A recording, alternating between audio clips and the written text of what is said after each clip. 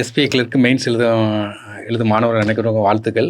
நல்லா பண்ணுங்கள். ஏன்னா எக்ஸாம் போகும்போது கான்ஃபிடண்ட்டாக போங்க. எல்லாருக்குமே மறந்த மாதிரி ஒரு ஃபீலிங்ஸ் இருக்க தான் செய்யும். ஏன்னா நீங்கள் படித்ததை மேக்ஸிமம் ரிவிஷன் விட்டுக்கிடுங்க. கான்ஃபிடண்ட்டாக போங்க. ஏன்னா நைட் நல்லா தூங்குங்க. ஏன்னா எக்ஸாம் முந்தின நாள் நீங்கள் முடிச்சிருந்து படிக்கக்கூடாது. காலைல கொஞ்சம் பாட்டு கொஞ்சம் ரிவிஷன் மட்டும் பண்ணிட்டு போங்க. கான்ஃபிடண்ட்டாக பண்ணுங்கள். நம்ம கான்ஃபிடென்ட் லெவல் அதிகமாக இருந்தாவே எங்கள் பெர்ஃபார்மன்ஸ் ஒரு 10% கூடிடும். கான்ஃபிடென்ட் கம்மியாக இருந்தால் 10% பெர்ஃபார்மன்ஸ் குறைஞ்சிரும். அதனால் நார்மலாக பார்த்தீங்கன்னா உங்களுக்கு தெரியும், நமக்கு 40 கொஷின் பார்த்தீங்கன்னா இங்கிலீஷு, ஏன்னா 50 கொஷின் பார்த்தீங்கன்னா மேக்ஸு, 50 கொஷின் பார்த்தீங்கன்னா ரீசனிங்கு, 50 கொஷின் பார்த்தீங்கன்னா நமக்கு பார்த்தீங்கன்னா banking awareness and current affairs. ஏன்னா இது நமக்கு 1 மார்க்கு, 40 மார்க்கு, மேக்ஸுக்கு 1 மார்க்கு, 50 மார்க்கு, இது 1.2 மார்க்கு, 60 மார்க்கு, இது நமக்கு பார்த்திங்கன்னா 1 மார்க்கு, அப்போ 50 மார்க்கு, மொத்தம் நமக்கு 200 மார்க்கு, 190 கொஷின்ஸு. இப்போ 40ன்னு சொல்லி பார்க்கும்போது நமக்கு இது 35 நிமிஷம் டைம் கொடுக்காங்க, இண்டிவிஜுவல் டைமு. இப்போ இதுக்கு நமக்கு 35 நிமிஷம் டைமு, இந்த ரெண்டுக்கும் பார்த்திங்கன்னா 45 நிமிஷம் டைம். நமக்கு எல்லாமே தெரியும்.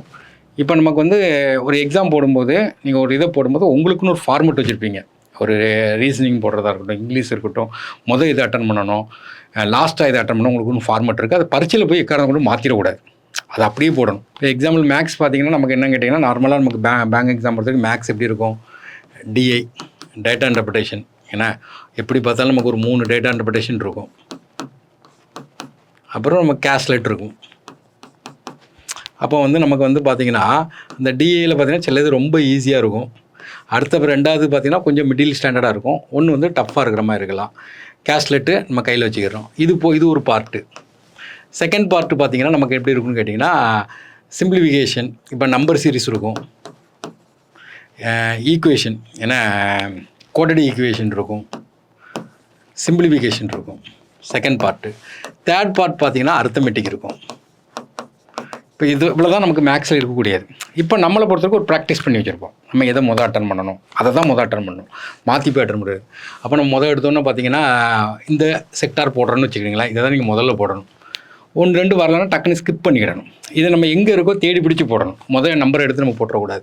அப்போ நமக்கு தெரியும் நம்பர் சீரிஸ் நல்லா ப்ராக்டிஸ். பேங்க் எக்ஸாம் பொறுத்தவரைக்கும் நம்பர் சீரிஸ் நல்லா ப்ராக்டிஸ் பண்ணி வச்சுருப்போம். அதை அப்ளை பண்ணி பார்க்குறோம். கோட்டட் ஈக்குவேஷன் வெரி சிம்பிள், அதை நம்மளால் ப்ராக்டிஸ் பண்ணியிருப்போம், அதை போடுறோம்.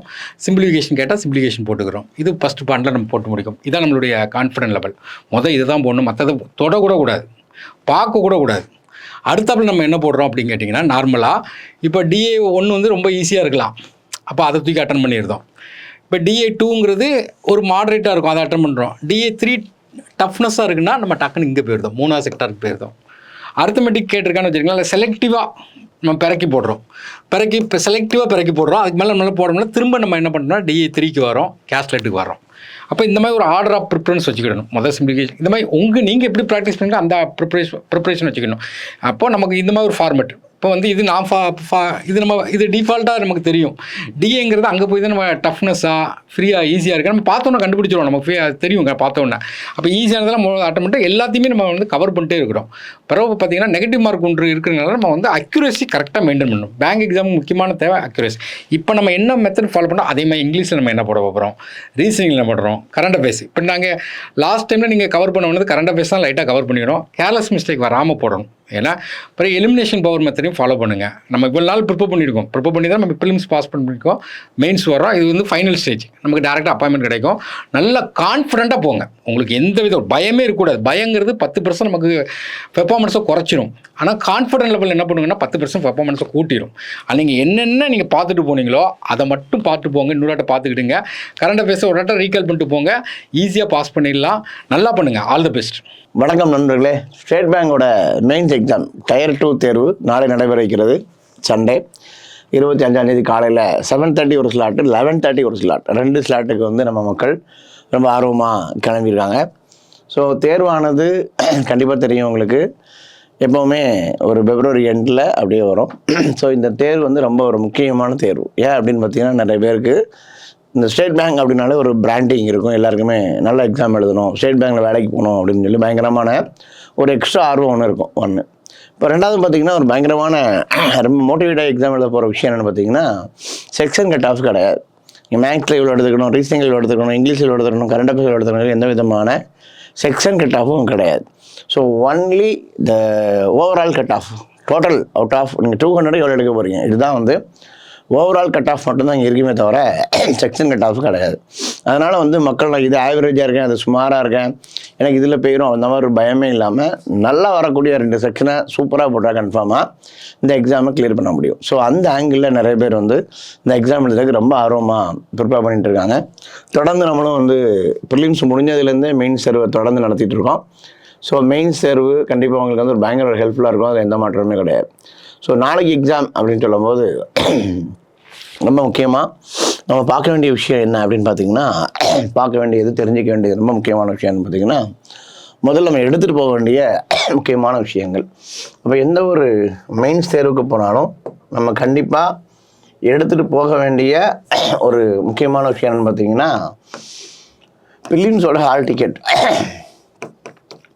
ஹால் டிக்கெட்டில் 2 பிலிம்ஸில் நம்ம பாஸ் பண்ணும்போது உள்ள ஒரு ஹால் டிக்கெட், மெயின்ஸுக்கு கொடுத்த புதுசாக டெவலப் பண்ண ஹால் டிக்கெட். அப்போ இந்த 2 ஹால் டிக்கெட்டும் மேண்டேட்ரி, கண்டிப்பாக எடுத்துகிட்டு போயிருங்க, மறந்துடாதீங்க. அதுக்கு அடுத்தது பார்த்தீங்கன்னா ஃபோட்டோ. வழக்கமாக ஸ்டேட் பேங்க்னால எக்ஸ்ட்ரா ஃபோட்டோ தரும் அப்படின்னு சொல்லுவாங்க. ஸோ நீங்கள் ஒரு 3 ஃபோட்டோ மறக்காமல் எடுத்துகிட்டு போயிருங்க. இப்போ அதுக்கு அடுத்து ரொம்ப முக்கியமான விஷயம்னு பார்த்தீங்கன்னா ஐடி ப்ரூஃப். நீங்கள் ஏற்கனவே நிறைய ப்ரூஃப் எடுத்துகிட்டு போவீங்க. வழக்கமாக எந்த ப்ரூஃப் அப்படின்னு சொல்லிட்டு அப்ளிகேஷனில் எப்படி இருக்கோ, ஹால் டிக்கெட் எல்லாமே எப்படி இருக்கோ அதே மாதிரியான ஒரு ID proof, original as well as xerox. இதோட சேர்த்து நீங்கள் எடுத்துகிட்டு போக வேண்டிய முக்கியமான விஷயம் உங்களோட கான்ஃபிடென்ட்டு. அது போக நம்ம எடுத்துக்கிட்ட கேதர் பண்ணிக்கிட்ட எக்ஸ்பீரியன்ஸ், கற்றுக்கிட்ட அனுபவத்தின் மூலம் நிறைய டெஸ்ட்டு போட்டு கற்றுக்கிட்ட அனுபவத்தை எல்லாத்தையும் நம்ம டெஸ்ட்டு காலுக்கு சேர்த்து இது கூட எடுத்துகிட்டு போயிடணும். அதுதான் நமக்கு வந்து வெற்றியை தேடித்தரும்.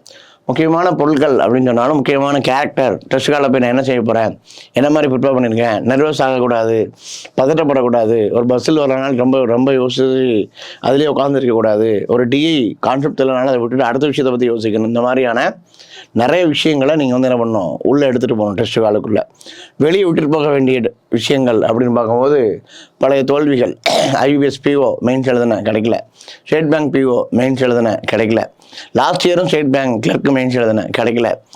இந்த மாதிரியான விஷயங்கள், நெகட்டிவான விஷயத்தெல்லாம் டெஸ்ட் காலுக்கு வெளியிலே உள்ள விட்டுட்டு, ஸோ புது மனிதராக இந்த 2024 எழுதக்கூடிய state bank junior associate exam கண்டிப்பாக எனக்கு கிடைக்கும் அப்படிங்கிற ஒரு கான்ஃபிடென்ட்டோடு மட்டும்தான் நீங்கள் உள்ளே என்ட்ரி ஆகணும். வேறு எதை பற்றி நீங்கள் யோசிக்கிறதுக்கு நமக்கு வேலையே இல்லை. ஸோ நீங்கள் மறக்காமல் பிலிம்ஸோட ஹால் டிக்கெட், மெயின்ஸுக்கு புதிதாக வந்த ஹால் டிக்கெட் 2 மறந்துடாமல் எடுத்துருங்க.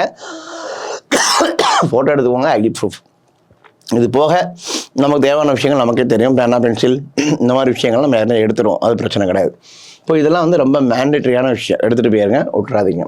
அப்போ அதுக்கடுத்து என்ன அப்படின்னு பார்த்தீங்கன்னா, எக்ஸாமை பொறுத்தளவில் குவான்ஸாக இருக்கட்டும், ரீசனிங்காக இருக்கட்டும், இங்கிலீஷாக இருக்கட்டும், நமக்கு தேவையான டைம் நிறைய இருக்கும். அப்போ இதில் நம்ம ஃபில்ட்ரேஷன் எந்த மாதிரி கொஷின் நம்ம செலக்ட் பண்ணி போட்டால் நமக்கு கிடைக்கும் அப்படிங்கிற விஷயத்த நீங்கள் நல்லா உற்று நோக்கணும். இதுதான் முக்கியம். அப்போ ஒரு 50 கொஷின் இருக்குன்னா எந்த மாதிரி கொஷின்ஸை நம்ம இங்கே செலக்ட் பண்ணோம், எந்த மாதிரி டெஸ்ட் நம்ம போட்டு பார்த்தோம், இதே மாதிரி விஷயம் எங்கே கேட்டிருக்கா அது போடலாம், தப்பு கிடையாது. இதே மாதிரி கான்செப்டில் என்னென்ன விஷயங்கள் நம்ம ஏற்கனவே பார்த்தது, பழகுனது, நம்ம ப்ராக்டிஸ் பண்ணது, இதை தான் நம்ம ட்ரை பண்ணணும் முதல்ல. இதுக்கே நமக்கு டைம் வந்து 10 பத்தாது சொல்ல முடியாது. அப்போ இந்த மேக்ஸு, ரீசனிங் முடிஞ்ச அளவு இது 2மே நீங்கள் ஒரு 65% உங்களால் ஸ்கோர் பண்ண முடிஞ்சால் கண்டிப்பாக இது ஒரு பெரிய சக்ஸஸாக இருக்கும். 60 to 65% of the mark, 60% of the கொஷினை உங்களால் செலக்ட் பண்ண முடிஞ்சாலே பெரிய சக்ஸஸ். அப்போ கரண்ட் அஃபேர்ஸை பொறுத்தளவில் நம்ம எப்போவுமே வந்து இப்போது லாஸ்ட் எக்ஸாம்லாம் February வரைக்கும் கேட்டிருந்தாங்க. அதனால் February 2nd week வரைக்கும் நம்ம மேக்ஸிமம் வந்து கவர் பண்ணியிருப்பீங்க. இங்கிலீஷை பொறுத்த கண்டிப்பாக அதனால் இது வந்து ஒரு பயங்கரமான ஒரு கெயின் தான், ஒன்றும் பிரச்சனை இல்லை. ஏற்கனவே நம்ம 2 யூனிட் இன்சூரன்ஸ் 2 எக்ஸாம் எழுதியிருக்கோம். ஒரு கிளர்க் எக்ஸாம், ஒரு ஏஓ எக்ஸாம் 2 எழுதியிருக்கோம். ஒரு அசிஸ்டன்ட், ஒரு ஏஓ. அப்போ 2மே வந்து கரண்ட் அஃபேர்ஸ் வந்து நமக்கு நல்லா ஈஸியாக இருந்துச்சு. Februaryலேருந்து நிறைய கேட்ட மாதிரியும் ஜனவரிலேருந்து கேட்ட மாதிரி இருந்துச்சு. இப்போ அதே மாதிரி ஒரு ட்ரெண்டிங்கில் அதே மாதிரி ஆங்கிலே நம்ம எக்ஸாமை கரண்ட் அஃபேர்ஸ் இப்படி தான் கேட்பேன்னு ப்ரெடிக்ட் பண்ணி போவோம். நீங்கள் ஒன்றும் பெருசாக யோசிச்சுட்டு போக வேண்டாம். இங்கிலீஷை பொறுத்தளவில் 2 ஆர்சி கேட்குறாங்க, 2 காம்ப்ரிஹென்ஷனு. அப்போ இந்த 2ல் நம்ம எப்படி அப்ரோச் பண்ண போகிறோம், ஓரளவு நம்மளால் ஒரு 10-12 மார்க் வந்து இந்த காம்ப்ரிஹென்ஷன் ஸ்கோர் பண்ண முடிஞ்சால் பெரிய விஷயம். ஸோ அதையும் கொஞ்சம் ஃபுல் ஃப்ளெஜ்டாக அப்ரோச் பண்ணுங்கள். மெயின்ஸ்னாலே ஸ்லோவாக போனாலே போதும் அப்படின்னு சொல்லிட்டு லாஸ்ட்டில் பார்த்தீங்கன்னா 65 நிமிஷம் அட்டம்ப்டே கொடுத்துருப்போம். ஸோ அப்படி இல்லாமல் ப்ரிலிம்ஸுக்கு எப்படி ஃபுல் ஃப்ளெட்ஜாகவே இன்னும் அட்டம்ப்ட் கொடுக்கணும் இன்னும் வேகமாக போடலாம், நிறைய செய்யலாம் அப்படிங்கிற மாதிரி ஒரு விஷயங்களை நீங்கள் மைண்டில் வச்சுட்டு டெஸ்ட்டு போடுங்க. 2 மணி நேரம் 40 நிமிஷம் இருக்கிறதுனால ஜாலியாக ரெஸ்ட் எடுத்துகிட்டு போடலாம். மேக்ஸுக்கு 45 நிமிஷம் இருக்குது, 45 நிமிஷம் நமக்கு தெரியவா போகுது அப்படிலாம் யோசிக்காமல் ட்ரை பண்ணுங்கள். டிஐ கால்குலேட்டிவான டிஐ இருக்குது, தெரிஞ்ச டிஐ இருக்கிறதே பெரிய விஷயம். அதில் நீங்கள் கால்குலேட்டிவாக இருக்குன்னு சொல்லி போடாமல் யோசிக்காதீங்க, வேறு ஏதாவது ட்ரை பண்ணுவோம் அப்படிலாம் யோசிக்காதீங்க. தெரிஞ்ச விஷயங்கள் மெயின்ஸ் லெவலில் எது தெரிஞ்சாலுமே நீங்கள் வந்து என்ன பண்ணுங்கள், கண்டிப்பாக அப்ரோச் பண்ணுங்கள். ஸோ கண்டிப்பாக வந்து கொஷின் பேப்பர் ஒரு மாடரேட்டுக்கு மேலே டிஃபிகல்ட் அந்த ரேஞ்சில் தான் கொஷின் பேப்பர் இருக்க வாய்ப்பு இருக்குண்ணா. இப்போ லாஸ்ட் இயர் பார்க்கும்போது நமக்கு வந்து பார்த்திங்கன்னா அரௌண்ட் ஒரு 350 வேகன்சிக்கு மேலே இருந்துச்சு. ஸோ அப்போவே நமக்கு வந்து கட் ஆஃபு ரொம்ப ஒரு சின்ன கட் ஆஃபாக தான் இருந்துச்சு, சரிங்களா. ஸோ அப்போ இப்போவும் வந்து நமக்கு வந்து இப்போது 171 வேகன்சி கட் ஆஃப் எப்படி இருக்கும் அதெல்லாம் நம்ம யோசிக்க வேண்டாம்.